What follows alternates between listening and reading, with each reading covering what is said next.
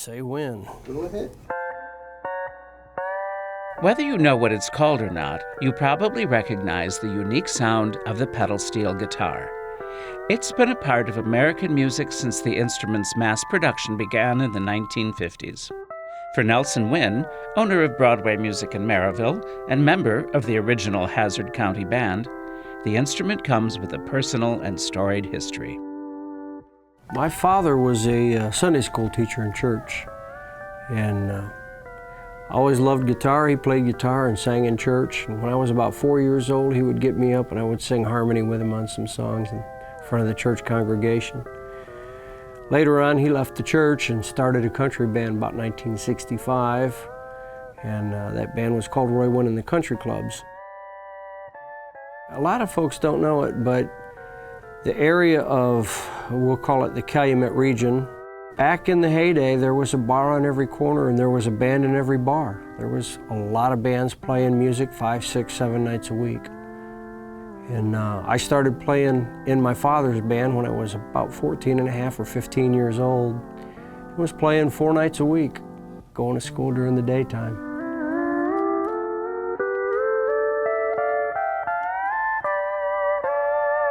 When I first started playing music, I played the 6-string guitar. And my father had a steel guitar player in the band that was just a wonderful musician. And as things happen, guys leave bands and they go different directions. And at one point, he chose to leave the band. There was a guy that had a music store in downtown Hammond called Stan Bosiga, Bosiga Brothers Music. And me being, I don't know, 15 and a half or 16 years old, he called me up and he said, "Hey, I got a pedal steel guitar down here in my store that a guy ordered and he can't pay for it. I want to know if you'd be interested in a steel guitar." It was a beautiful instrument, but it was $1,100 and I was 15. I guess I was very fortunate because Stan looked at me and simply said, "Take it home. If you can learn to play it, pay for it." So I took it home and I bought the guitar. It took me some years, but I paid him off.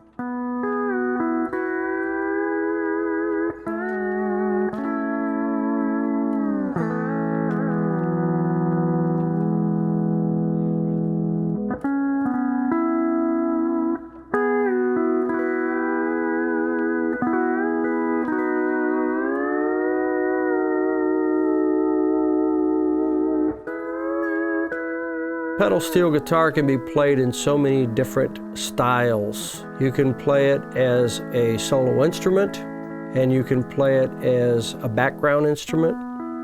It can be a single string instrument, and it can be a chordal style instrument. It can do all those things, and it does all those things very well.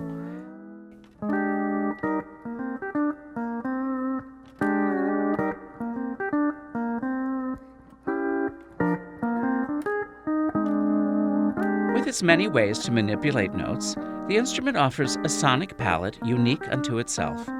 Nelson showed us some of the practical applications of his craft and how they contribute to the emotional impact of a song. Those notes right there just don't work together until they get resolved. And Vince Gill wrote a song called "Look at Us," and recorded that song, and John Huey was the pedal steel player on that song, and he played these lines.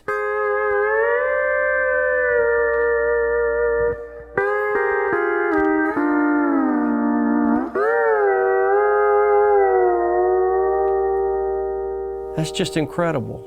It's beautiful how that all comes together, yet much of the time it's actually out of tune or dissonant. It's the nature of what the instrument can do and how you approach it. One of the phrases that I like to play a lot, I would play these notes here and then step on that first pedal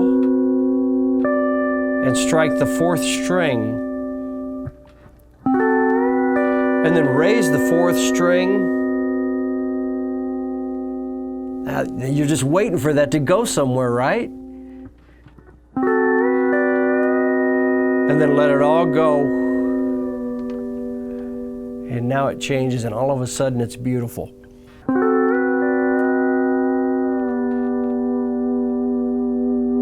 Just a really nice change. And then we can make these notes that ring out sound like they're melting, or like they're falling down a waterfall.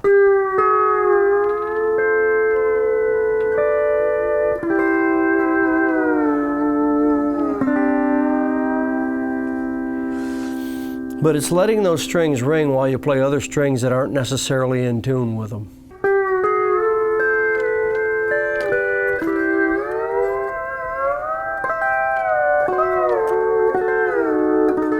I mentioned that the music store owner gave me a guitar and said, pay for it if you can learn to play it. I had the opportunity a couple of years ago to pay that forward. I heard about a kid, 13 years old, in Danville, Illinois, Tobin Hess. And Tobin was playing just a very poor idea of a pedal steel guitar, but learning to play nonetheless. And a friend of his told me about him. And I happened to have an extra pedal steel guitar sitting in a case. So I called him up and I said, Tobin, I want you to do me a favor. I want you to talk to your mom and dad, and I want to see if they would agree to let me loan you a guitar. And so of course he did, and I got a phone call a couple of days later, and his dad said, how can we meet you? They drove up from Danville and met me here in the store. And I gave them my Emmons pedal steel guitar, which is, it's probably a $5,000 guitar. And I said, take it home, play it as long as you want to, learn to play it. And if you ever get the opportunity and you have the funds and you want to buy a guitar, I'd like to help you if I can. And about a year later, he called me up, he says, I think I'm ready. And so I had a used guitar at the time. I sold him that used guitar, got my Emmons back. And I think he played that guitar that I sold him about a year.